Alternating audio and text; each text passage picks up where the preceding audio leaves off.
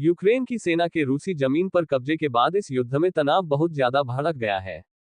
रूसी विश्लेषक भड़के हुए हैं और राष्ट्रपति पुतिन को परमाणु हमला करने के लिए सलाह दे रहे हैं।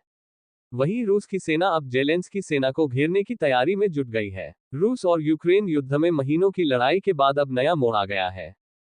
यूक्रेन की सेना ने रूस के अंदर करीब 10 किलोमीटर तक घुसपैठ कर ली है और 1000 किलोमीटर के इलाके में कब्जा कर लिया है।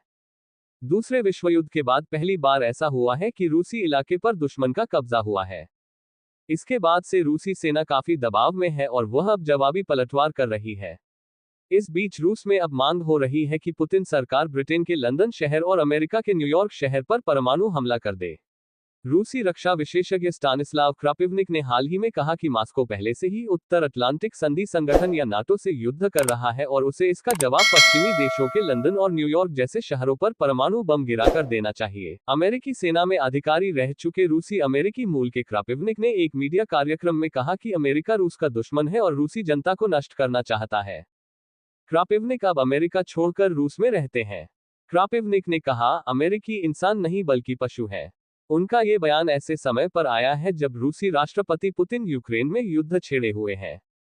फरवरी 2022 में शुरू हुई लड़ाई अब खतरनाक मोड़ पर आ गई है।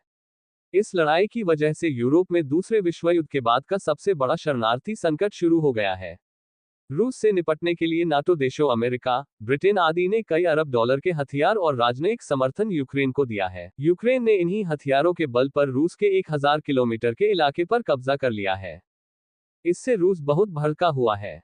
क्रापिवनिक ने कहा, अगर हम इस युद्ध को खत्म करना चाहते हैं तो हमें यूक्रेन की सेना को पूरी तरह से खत्म करना होगा।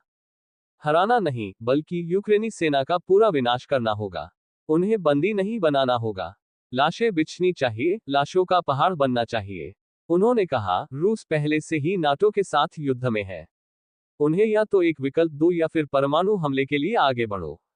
इससे पहले 6 अगस्त को यूक्रेन की सेना ने रूस के कुस्क इलाके में हमला कर दिया था और 1000 किलोमीटर के इलाके पर कब्जा कर लिया है।